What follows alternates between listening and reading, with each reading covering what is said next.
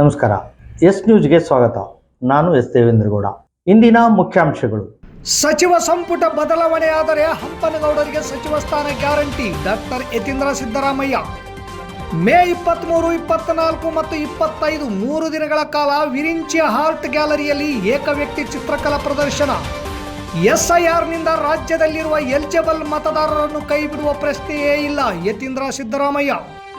Agreement ಇದ್ದರೂ ಗ್ರಾಮೀಣ ಠಾಣೆ ಪೊಲೀಸರಿಂದ ಕಿರುಕುಳ. V1 ಡಾಬಾ ಮಾಲೀಕ ಆರೋಪ.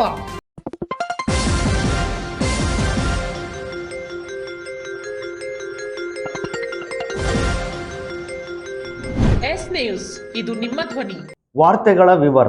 ಒಂದು ವೇಳೆ ಸಚಿವ ಸಂಪುಟ ಬದಲಾವಣೆಯಾದರೆ ಹಿರಿಯರು ಹಾಗೂ ಅಪ್ಪಾಜಿಯವರ ಜೊತೆ ಉತ್ತಮ ಬಾಂಧವ್ಯ ಹೊಂದಿರುವ ಹಂಪನಗೌಡ ಬಾದರ್ಲಿ ಅವರಿಗೆ ಸಚಿವ ಸ್ಥಾನ ಸಿಗುವುದು ಗ್ಯಾರಂಟಿ ಎಂದು ಡಾಕ್ಟರ್ ಯತೀಂದ್ರ ಸಿದ್ದರಾಮಯ್ಯ ಹೇಳಿದರು.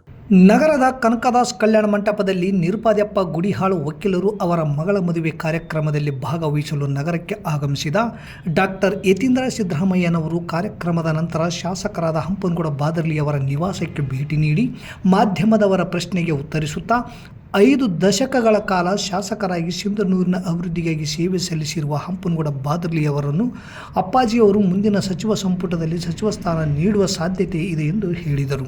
ಈ ಸಂದರ್ಭದಲ್ಲಿ ಮಸ್ಕಿ ಶಾಸಕರಾದ ಆರ್ ಬಸನಗೌಡ ತುರ್ವಿಹಾಳ್, KPCC ಸದಸ್ಯ ನಲ್ಲ ವೆಂಕಟೇಶ್ವರರಾವ್, ಡಾಕ್ಟರ್ BN ಪಾಟೀಲ್, ದೊಡ್ಡ ಬಸವರಾಜಗೌಡ, ಸುಡಾ ಚಂದ್ರಶೇಖರ್ ಕನ್ಸಾವಿ, ಮಲ್ಲನಗೌಡ ಮಾವಿನಮಡುಗು, ಮಹಿಬೂಬ್ ಮಂತ್ರಿ, ಹನೀಫ್ ಮುಲ್ಲಾ ಸಾಲ್ಗುಂದ ಸೇರಿದಂತೆ ಕುಟುಂಬದ ಸದಸ್ಯರು ಹಾಗೂ ಕಾರ್ಯಕರ್ತರು ಇದ್ದರು. ಹಂಪನಗೌಡ ಬಾದರ್ಲಿ ಸರ್ ಮಂತ್ರಿ ಆಗ್ತಾರೆ ಅಂತೇಳಿ ಬಾದರ್ಲಿ ಸರ್ ಅವರು ಯಾವಾಗಲೂ ತಂದೆಯವ್ರ ಜೊತೆ ಭಾಳ ಆತ್ಮೀಯರಾಗಿದ್ದಂಥವ್ರು ಮತ್ತು ಅವರಿಗೆ ಯಾವಾಗಲೂ ಕೂಡ ಬೆಂಬಲ ಕೊಟ್ಕೊಂಡು ಬಂದಂಥವ್ರು. ಸೊ ಹಾಗಾಗಿ ಹಂಪನಗೌಡ ಬಾದರ್ಲಿ ಅವರು ಏನಾದರೂ ಮಂತ್ರಿ ಆದರೆ ಭಾಳ ಸಂತೋಷ ಆಗುತ್ತೆ.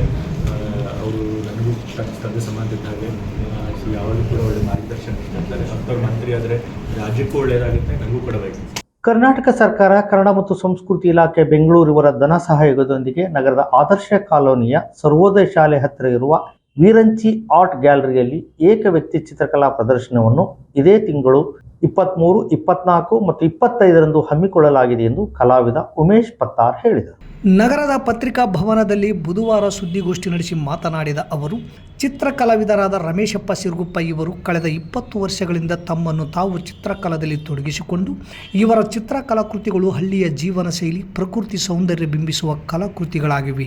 ಇವರು ಜಲವರ್ಣ ಮಾಧ್ಯಮದಲ್ಲಿ ಹಲವಾರು ಚಿತ್ರಕಲಾಕೃತಿಗಳನ್ನು ರಚಿಸಿ ಕಲಾಪ್ರೇಮಿಗಳ ಮೆಚ್ಚುಗೆ ಪಡೆದಿದ್ದಾರೆ. ರಾಜ್ಯ ಮತ್ತು ರಾಷ್ಟ್ರ ಮಟ್ಟದಲ್ಲಿ ಚಿತ್ರಕಲಾ ಪ್ರದರ್ಶನ ಮಾಡಿ ಅನೇಕ ಸ್ಪರ್ಧೆಗಳಲ್ಲಿ ಭಾಗವಹಿಸಿ ಪ್ರಶಸ್ತಿ ಮತ್ತು ಪುರಸ್ಕಾರವನ್ನು ಪಡೆದು ಪ್ರತಿಭಾವಂತ ಕಲಾವಿದರಾಗಿ ಹೊರಹೊಮ್ಮಿದ್ದಾರೆ.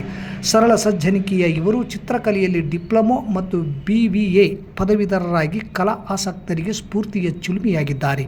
ಇಂತಹ ಚಿತ್ರಕಲೆಗಳ ಉಳಿವಿಗಾಗಿ ಮತ್ತು ಬೆಳವಣಿಗೆಗಾಗಿ ನಿರಂತರವಾಗಿ ಕಲಾ ಸೇವೆಗೈಯುತ್ತಿದ್ದಾರೆ ಎಂದರು. ಕಾರ್ಯಕ್ರಮದ ಉದ್ಘಾಟಕರಾಗಿ ಕರ್ನಾಟಕ ಲಲಿತ ಕಲಾ ಅಕಾಡೆಮಿ ನಿಕಟಪೂರ್ವ ಸದಸ್ಯರಾದ ಮಾನ್ವೀಯ ವಾಜಿದ್ ಸಾಜಿದ್ ಆಗಮಿಸುವರು. ಮುಖ್ಯ ಅತಿಥಿಗಳಾಗಿ ಬಳ್ಳಾರಿಯ ಕನ್ನಡ ಮತ್ತು ಸಂಸ್ಕೃತಿ ಇಲಾಖೆಯ ಸಹ ನಿರ್ದೇಶಕರಾದ B ನಾಗರಾಜ್, ಚಿತ್ರಕಲಾ ಶಿಕ್ಷಕ ರಮೇಶ್ ಸಜ್ಜನ್, ಸಂಪಾದಕರು ಹಾಗೂ ಪತ್ರಕರ್ತರಾದ DH ಕಂಬ್ಳಿ, ಹಿರಿಯ ಸಂಗೀತ ಕಲಾವಿದರಾದ ಬಸವರಾಜ್ ಮೋತಿ ಆಗಮಿಸುವರು. ಅಧ್ಯಕ್ಷತೆ ವಿರಿಂಚಿ ಆರ್ಟ್ ಗ್ಯಾಲರಿ ಮುಖ್ಯಸ್ಥರಾದ ಶಿವಾನಂದ್ ಸಾತಿಹಾಳ್ ವಹಿಸಲಿದ್ದಾರೆ ಎಂದು ಉಮೇಶ್ ಪತ್ತಾರ್ ಹೇಳಿದರು. ಈ ಸಂದರ್ಭದಲ್ಲಿ ಚಿತ್ರಕಲಾವಿದರಾದ ರಮೇಶಪ್ಪ ಸಿರುಗುಪ್ಪ, ವೀರೇಂದ್ರ, ಶಿವಕುಮಾರ್, ಮೊಹಮ್ಮದ್ ಉಸ್ಮಾನ್ ಅಲಿ ಇದ್ದರು.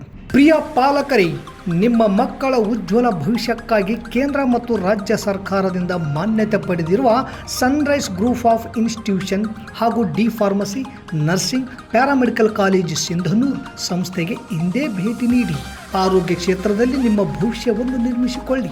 ಕಾಲೇಜಿನಲ್ಲಿರುವ ಕೋರ್ಸ್ಗಳು: ಡಿ ಫಾರ್ಮಸಿ ಅವಧಿ 2 ವರ್ಷ, ವಿದ್ಯಾರ್ಹತೆ PUC ಸೈನ್ಸ್ ಪಾಸ್ ಅಥವಾ NIOS ಪಾಸ್. ನರ್ಸಿಂಗ್ GNM ಅವಧಿ 3 ವರ್ಷ, ವಿದ್ಯಾರ್ಹತೆ PUC ಕಲಾ ವಿಜ್ಞಾನ ಮತ್ತು ವಾಣಿಜ್ಯ.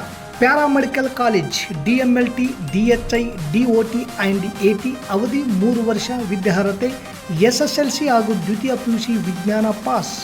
ಈ ಸಂಸ್ಥೆಯ ವಿಶೇಷತೆಗಳು: ಅನುಭವಿ ಹಾಗೂ ನುರಿತ ಉಪನ್ಯಾಸಕರಿಂದ ಬೋಧನೆ, ವಿದ್ಯಾರ್ಥಿಗಳಿಗೆ ಪ್ರಾಯೋಗಿಕ ಹಾಗೂ ವೈದ್ಯಕೀಯ ಕಲಿಕಾ ಅನುಭವವನ್ನು ಹೆಚ್ಚಿಸುವ ಉದ್ದೇಶದಿಂದ ಸಿಂಧನೂರು ಪಟ್ಟಣದ ವಿವಿಧ ಆಸ್ಪತ್ರೆಗಳಲ್ಲಿ ವೈದ್ಯರು ಮತ್ತು ಹಿರಿಯ ನರ್ಸ್ಗಳ ಮಾರ್ಗದರ್ಶನದಲ್ಲಿ ಪ್ರಾಯೋಗಿಕ ಕಲಿಕೆ.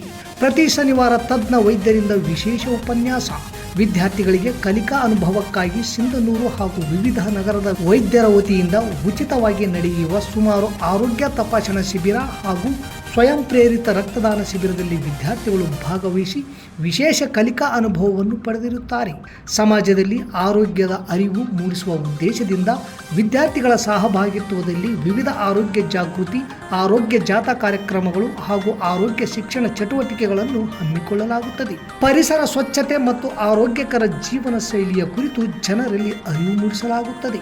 ಸುಸಜ್ಜಿತ ಕಟ್ಟಡಗಳು, ಸ್ಮಾರ್ಟ್ ಕ್ಲಾಸಸ್, ಆಧುನಿಕ ಲ್ಯಾಬ್ ಸೌಲಭ್ಯಗಳು ಹಾಗೂ ಪ್ರಾಯೋಗಿಕ ತರಬೇತಿ ವ್ಯವಸ್ಥೆ, ವಿದ್ಯಾರ್ಥಿಗಳ ಸುರಕ್ಷತೆಗಾಗಿ ಸಿಸಿ ಕ್ಯಾಮೆರಾ ಅಳವಡಿಸಲಾಗಿದೆ. ವಿದ್ಯಾರ್ಥಿಗಳಿಗೆ ವಿವಿಧ ಖಾಸಗಿ ಆಸ್ಪತ್ರೆಗಳು ಹಾಗೂ ವಿವಿಧ ಫಾರ್ಮಾ ಕಂಪನಿಗಳ ಸಹಯೋಗದಲ್ಲಿ ಕ್ಯಾಂಪಸ್ ಸಂದರ್ಶನದ ಮೂಲಕ ನೇರ ಉದ್ಯೋಗದ ಅವಕಾಶವನ್ನು ಕಲ್ಪಿಸಲಾಗುತ್ತದೆ. ಪ್ರವೇಶಕ್ಕಾಗಿ ಹಿಂದೆ ಸಂಪರ್ಕಿಸಿ. ಇರ್ಫಾನ್ ಕೆ, ಅಧ್ಯಕ್ಷರು, sunrise D pharmacy nursing paramedical college, Vasavi Kalyana ಮಂಟಪದ ಮುಂಭಾಗ, PWD ಕ್ಯಾಂಪ್, ರಾಯಚೂರು ರಸ್ತೆ, ಸಿಂಧನೂರು.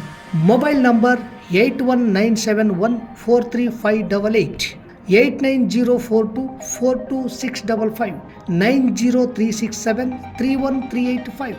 ಮುಖ್ಯಮಂತ್ರಿಗಳು ರಾಜ್ಯದ ಎಲ್ಲ ಜಿಲ್ಲೆಯ ಜಿಲ್ಲಾಧಿಕಾರಿಗಳನ್ನು ಕರೆದು ಈಗಾಗಲೇ ಮೀಟಿಂಗ್ ಮಾಡಿದ್ದಾರೆ. SIR ಬಗ್ಗೆ ರಾಜ್ಯದಲ್ಲಿರುವ ಮತದಾರರು ಯಾರು ಎಲಿಜಿಬಲ್ ಇದ್ದಾರೆ ಅಂತವರನ್ನು ಯಾವುದೇ ಕಾರಣಕ್ಕೂ ಕೂಡ ಕೈ ಬಿಡಬಾರದು ಎಂದು ಸೂಚನೆ ಕೊಟ್ಟಿದ್ದಾರೆ ಎಂದು ಕರ್ನಾಟಕ ವಿಧಾನ ಪರಿಷತ್ ಸದಸ್ಯರಾದ ಯತೀಂದ್ರ ಸಿದ್ದರಾಮಯ್ಯ ಹೇಳಿದರು. ನಗರದ ಕುಷ್ಟಗಿ ರಸ್ತೆಯಲ್ಲಿರುವ ಕನಕದಾಸ್ ಕಲ್ಯಾಣ ಮಂಟಪದಲ್ಲಿ ನಡೆದ ವಕೀಲರಾದ ನಿರ್ಪಾದ್ಯಪ್ಪ ಗುಡಿಹಾಳ್ ಅವರ ಗುಡಿಹಾಳ್ ಬಂಟಗಿ ಬಂಧುಗಳ ವಿವಾಹ ಮಹೋತ್ಸವಕ್ಕೆ ಆಗಮಿಸಿ ವಧುವರರಿಗೆ ಶುಭ ಹಾರೈಸಿದರು. ನಂತರ ಶಾಸಕ ಹಂಪನಗೌಡ ಬಾದರ್ಲಿಯವರ ಮನೆಗೆ ಸೌಹಾರ್ದಯುತವಾಗಿ ಭೇಟಿ ಮಾಡಿ ಮಾತನಾಡಿದ ಅವರು, ಈಗಾಗಲೇ ಸುಮಾರು 20% ಮತದಾರರ ಮ್ಯಾಪಿಂಗ್ ಮಾಡಿದ್ದಾರೆ. ಇನ್ನು 76 ಲಕ್ಷ ಜನರ ವೋಟಿಂಗ್ ಮ್ಯಾಪಿಂಗ್ ಆಗಿಲ್ಲ. ಆದರೆ ಜೂನ್ 19ರವರೆಗೆ ಟೈಮ್ ಇರುವುದರಿಂದ ಎಲ್ಲ BLOಗಳು ಮನೆ ಮನೆಗೆ ಭೇಟಿ ನೀಡಿ ಮ್ಯಾಪಿಂಗ್ ಮಾಡಿ ಯಾರನ್ನ ಬಿಟ್ಟಿದ್ದಾರೆ ಅವರನ್ನೆಲ್ಲ ಸೇರಿಸುವ ಕಾರ್ಯ ನಡೆಯುತ್ತಿದೆ. ಆದರೂ ಕೂಡ ನಮ್ಮ ಕಾಂಗ್ರೆಸ್ ಪಕ್ಷದಿಂದ ಜಾಗೃತರಾಗಿರುತ್ತೇವೆ. ಈ ರಾಜ್ಯದಲ್ಲಿರುವ ಎಲಿಜಿಬಲ್ ಮತದಾರರನ್ನು ಕೈ ಬಿಡಬಾರದು ಎಂಬ ಪ್ರಯತ್ನ ನಡೆಸಿದ್ದೇವೆ. ಎಲ್ಲ BLOಗಳಿಗೆ ಪ್ರತಿ ಮನೆಗೆ ಭೇಟಿ ನೀಡಿ ನಿಖರ ಮಾಹಿತಿ ನೀಡಿ ಮ್ಯಾಪಿಂಗ್ ಮಾಡಿ ಒಬ್ಬ ಎಲಿಜಿಬಲ್ ಮತದಾರನನ್ನು ಕೈ ಬಿಡಬಾರದೆಂದು ಸೂಚನೆಯನ್ನು ಸಹ ಕೊಟ್ಟಿದ್ದೇವೆ ಹಾಗೂ ಎಲ್ಲ ಜಿಲ್ಲೆಗಳಲ್ಲಿ ವರ್ಕ್ಶಾಪ್ ನಡೆಸುತ್ತಿದ್ದೇವೆ ಎಂದರು. ಮಾತುಕತೆ ನಡೆಸಿದ್ದೀನಿ. ಸೊ ಅವರು ಕೂಡ ಅವಾಗ ನನಗೆ ಪ್ರೋತ್ಸಾಹ ಮಾತುಗಳನ್ನು ನೀಡ್ತಿರ್ತಾರೆ, ಮಾರ್ಗದರ್ಶನ ನೀಡ್ತಿರ್ತಾರೆ. ಸೊ ಹಾಗಾಗಿ ಇಲ್ಲಿ ಬಂದಾಗ ಅವ್ರ ಮನೆಗೆ ಭೇಟಿ ಕೊಡಿ ಅಂತ ಹೇಳಿ ಕೇಳಿದ್ರು. ಸೊ ಹಾಗಾಗಿ ಇಡೀ ದೇಶದಲ್ಲಿ ಇವತ್ತು ಚುನಾವಣೆ ಆಗ್ತದೆ. ಈಗಾಗಲೇ ಮುಖ್ಯಮಂತ್ರಿಗಳು ಎಲ್ಲ ಜಿಲ್ಲೆ DC ಗಳನ್ನು ಕರ್ಕೊಂಡು ಮೀಟಿಂಗ್ ಮಾಡಿದ್ದಾರೆ. ಅರ್ಹರಿರುವಂಥವ್ರು ಯಾರು ವೋಟರ್ಸು ಎಲಿಜಿಬಲ್ ಇದ್ದಾರೆ ಅಂಥವ್ರು ಯಾರು ಕೂಡ ಕೈ ಬಿಡಬಾರ್ದು ಅಂತ ಹೇಳಿ ಮಾಡಿದ್ದಾರೆ. ಈಗಾಗಲೇ ಮ್ಯಾಪಿಂಗ್ ಮಾಡಿ ಸುಮಾರು 80%ಗೂ ಹೆಚ್ಚು ವೋಟರ್ಸ್ನ ಮ್ಯಾಪಿಂಗ್ ಮಾಡಿದ್ದಾರೆ. ಇನ್ನು ಸುಮಾರು 76 ಲಕ್ಷ ಜನ ವೋಟರ್ಸ್ ಮ್ಯಾಪಿಂಗ್ ಆಗಿಲ್ಲ ಅಂತ ಕೂಡ ಮಾಹಿತಿ ಇದೆ. ಆದರೆ 19ನೇ ತಾರೀಕು, ಜೂನ್ 19ನೇ ತಾರೀಕು ತನಕ ಟೈಮ್ ಇದೆ. ಆ ಟೈಮಿನಲ್ಲಿ ಎಲ್ಲ BLOಗಳು ಮನೆ ಮನೆಗೆ ಹೋಗಿ ಮ್ಯಾಪಿಂಗ್ ಮಾಡ್ತೀವಿ, ಯಾರ್ಯಾರು ಕೈ ಬಿಟ್ಟಿದ್ದಾರೆ ಅವ್ರನ್ನೆಲ್ಲ ಸೇರಿಸ್ತೀವಿ ಅಂತೇಳಿ ಭರವಸೆ ಕೊಟ್ಟಿದ್ದಾರೆ. ನಾವು ಕೂಡ ನಮ್ಮ ಪಕ್ಷದ ವತಿಯಿಂದ ಬಹಳ ಜಾಗರೂಕರಾಗಿರ್ತೀವಿ. ನಮ್ಮ ವೋಟರ್ಸ್ ಯಾರೇ ವೋಟರ್ಸ್ ಆಗಿರಲಿ, ರಾಜ್ಯದ ಒಬ್ಬ ವೋಟರು ಕೂಡ ಎಲಿಜಿಬಲ್ ವೋಟರ್ ಕೂಡ ಕೈ ಬಿಡಬಾರ್ದು ಅಂತೇಳಿ ನಾವು ಪ್ರಯತ್ನ ಮಾಡ್ತೀವಿ. ನಾವು ಕೂಡ ನಮ್ಮ PLAಗಳಿಗೆ ಹೇಳಿದ್ದೀವಿ, ಯಾರ್ದು ಮ್ಯಾಪಿಂಗ್ ಆಗಿಲ್ಲ ಅವ್ರನ್ನ ನೀವೇ ಸ್ವತಃ ಭೇಟಿ ಮಾಡಿ ಅವ್ರದ್ದು ಮಾಹಿತಿ ತೆಗೆದುಕೊಂಡು BLOಗೆ ತಿಳಿಸಿ ಅವ್ರನ್ನ ಮ್ಯಾಪಿಂಗ್ ಮಾಡಿಸ್ಬೇಕು, ಅವ್ರದ್ದು ವೋಟರ್ಸ್ ಪಟ್ಟಿಯಿಂದ ಕೈ ಬಿಡದೇ ಇರೋದು ನೋಡ್ಕೋಬೇಕು ಅಂತ ಹೇಳಿ ನಾವು ಸೂಚನೆ ಕೊಟ್ಟಿದ್ದೀವಿ. ಸೊ ಪಕ್ಷದ ವತಿಯಿಂದ ನಮಗೆ ಸೂಚನೆ ಬಂದಿದೆ. ಮತ್ತು ಎಲ್ಲ ಜಿಲ್ಲೆಗಳಲ್ಲೂ ಕೂಡ ನಾವು ವರ್ಕ್ಶಾಪ್ಗಳನ್ನು ಕೂಡ ನಡೆಸ್ತಾ ಇದ್ದೀವಿ ಪಕ್ಷದ ವತಿಯಿಂದ. ಮೈಸೂರು ಜಿಲ್ಲೆಯಲ್ಲಿ 25ನೇ ತಾರೀಕು KPCC ನಮ್ಮ ಪ್ರದೇಶ ಕಾಂಗ್ರೆಸ್ ಸಮಿತಿಯ ವತಿಯಿಂದ ವರ್ಕ್ಶಾಪ್ ಕೂಡ ಇದೆ. ಸೊ ಹಾಗೆ ಜಿಲ್ಲೆಗಳಲ್ಲಿ ಟ್ರೈನಿಂಗ್ ಕೊಡುವಂಥ ಕೆಲಸ ಕೂಡ ನಾವು ಮಾಡ್ತಾ ಇದ್ದೀವಿ. ಸೊ ಹಾಗಾಗಿ ಕರ್ನಾಟಕದಲ್ಲಿ ಅರ್ಹ ವೋಟರ್ಸ್ ಯಾರಿರ್ತಾರೆ, ಎಲಿಜಿಬಲ್ ವೋಟರ್ಸ್ ಯಾರಿರ್ತಾರೆ, ಅವರು ಹೆಚ್ಚಿನ ಸಂಖ್ಯೆಯಲ್ಲಿ ವೋಟರ್ಸ್ ಪಟ್ಟಿಯಿಂದ ಕೈ ಬಿಡೋದಿಲ್ಲ ಅನ್ನೋ ನಂಬಿಕೆ ನಮಗೆ. ನಗರದ ಹೊರವಲಯದ ಶ್ರೀಪುರಂ ಜಂಕ್ಷನ್ನಲ್ಲಿರುವ V1 ದಾಬಾ, KSRTC ಮತ್ತು KKRTC ಹಾಗೂ NW ಸಾರಿಗೆ ಇಲಾಖೆ ಬಸ್ಸುಗಳಲ್ಲಿ ಸಂಚರಿಸುವ ಪ್ರಯಾಣಿಕರಿಗೆ ರಾತ್ರಿ ಊಟ ಮಾಡಲು ಅಗ್ರಿಮೆಂಟ್ ಆಗಿದೆ. ಒಂದು ಬಸ್ಸಿಗೆ 100 ರೂಪಾಯಿಯಂತೆ ತಿಂಗಳಿಗೆ 80,000 ಸಾರಿಗೆ ಇಲಾಖೆಗೆ ಪಾವತಿ ಮಾಡುತ್ತಿದ್ದೇವೆ. ನಮಗೆ ವಿನಾಕಾರಣ ಗ್ರಾಮೀಣ ಪೊಲೀಸ್ ಠಾಣೆಯ ಪೊಲೀಸರು ಕಿರುಕುಳ ಕೊಡುತ್ತಿದ್ದಾರೆಂದು ಮಾಲೀಕರಾದ ವೆಂಕಟರೆಡ್ಡಿ ಪೊಲೀಸರ ಮೇಲೆ ಆರೋಪ ಮಾಡಿದರು. ನಗರದ ಪತ್ರಿಕಾ ಭವನದಲ್ಲಿ ಬುಧವಾರ ಸುದ್ದಿಗೋಷ್ಠಿ ನಡೆಸಿ ಮಾತನಾಡಿದ ಅವರು, ನಾವು ಡಾಬಾದಲ್ಲಿ ಯಾವುದೇ ಮದ್ಯಪಾನವಾಗಲಿ ಇನ್ನಿತರೆ ಅಕ್ರಮ ಚಟುವಟಿಕೆಗಳಾಗಲಿ ಮಾಡುತ್ತಿಲ್ಲ. ಕೇವಲ ಬಸ್ಸಿನಲ್ಲಿ ಬಂದ ಪ್ರಯಾಣಿಕರಿಗೆ ಊಟ ಮಾತ್ರ ಕೊಡುತ್ತಿದ್ದೇವೆ. ಆದರೂ ನಮಗೆ ರಾತ್ರಿ 10 ಗಂಟೆಗೆ ಅಥವಾ 10:30ಕ್ಕೆ ಹೋಟೆಲ್ ಮುಚ್ಚಬೇಕೆಂದು ಗ್ರಾಮೀಣ ಠಾಣೆ ಪೊಲೀಸ್ ಮಾಳಪ್ಪ, PSI ಮೋನೇಶ್ ರಾಠೋಡ್ ಅವರು ಹೇಳಿದ್ದಾರೆ. ಅಲ್ಲದೆ ಅವ್ಯಾಚ್ಯ ಶಬ್ದಗಳಿಂದ ಬೈದು ಮುಚ್ಚಿಸುವ ಪ್ರಯತ್ನ ಮಾಡುತ್ತಿದ್ದಾರೆ. ಬೆಂಗಳೂರಿಗೆ ಹೋಗುವ ಬಸ್ಸು ಹೆಚ್ಚು ಕಮ್ಮಿ ರಾತ್ರಿ 12ರಿಂದ 12:30ರವರೆಗೆ ಬರುತ್ತವೆ. ಅದಲ್ಲದೆ ನಮ್ಮ ಅಕ್ಕಪಕ್ಕದ ಡಾಬಾಗಳು ರಾತ್ರಿ 12:30ರವರೆಗೂ ತೆಗೆದರೂ ಕೂಡ ಏನೂ ಕೇಳದೆ ನಮಗೆ ಅಗ್ರಿಮೆಂಟ್ ಪರ್ಮಿಷನ್ ಇದ್ದರೂ ಸಹ ನಮ್ಮನ್ನು ಟಾರ್ಗೆಟ್ ಮಾಡುವುದು ಏಕೆ ಎಂದು ದೂರಿದರು. ಅಕ್ಕಪಕ್ಕದ ಎಲ್ಲ ಡಾಬಾಗಳನ್ನು ಬಿಟ್ಟು ನಮ್ಮ ಡಾಬಾಕ್ಕೆ ಮಾತ್ರ ರಾತ್ರಿ 10:30ಕ್ಕೆ ಪೊಲೀಸರು ಬಂದು ಮುಚ್ಚಿ ಎಂದು ಏಕವಚನದಲ್ಲಿ ಬಾಯಿಗೆ ಬಂದ ಹಾಗೆ ಬೈಯುವುದು ಯಾಕೆ? ಜೊತೆಗೆ ಪೇದೆ ಮತ್ತು ಹೋಮ್ ಗಾರ್ಡ್ ಬಂದಾಗ ಉಚಿತ ಊಟ, ಸಿಗರೇಟು, ಗುಟುಕಾ ಕೊಡಬೇಕು. ಇದೇನು ಕರ್ಮ ನಮ್ಮದು ಎನ್ನುತ್ತಾರೆ. ಲಾಸ್ಟ್ ಬಸ್ 12:15ರಿಂದ 12:30ರವರೆಗೆ ಬರುತ್ತದೆ. ಅಲ್ಲಿಯ ತನಕ ಇದ್ದು ಬಸ್ಸಿನಲ್ಲಿ ಬರುವ ಪ್ರಯಾಣಿಕರಿಗೆ ಊಟ ಕೊಡುವ ಕೆಲಸ ನಮ್ಮದು ಎಂದರು.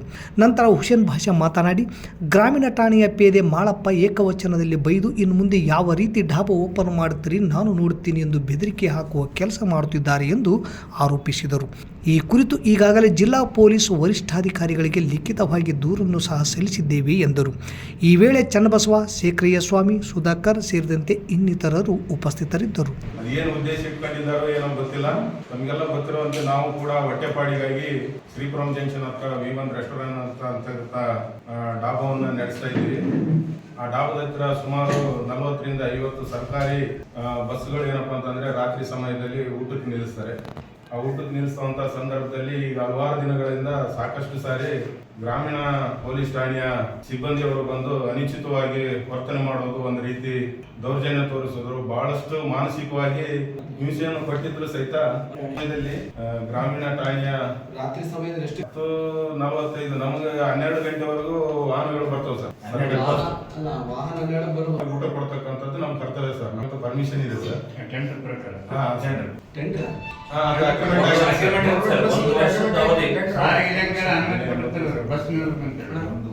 ಇಲ್ಲಿಗೆ ವಾರ್ತಾ ಪ್ರಸಾರ ಮುಕ್ತಾಯವಾಯಿತು. ನಿರಂತರ ಸುದ್ದಿಗಾಗಿ ವೀಕ್ಷಿಸಿ ಎಸ್ ನ್ಯೂಸ್. ಇದು ನಿಮ್ಮ ಧ್ವನಿ. ನಮಸ್ಕಾರ.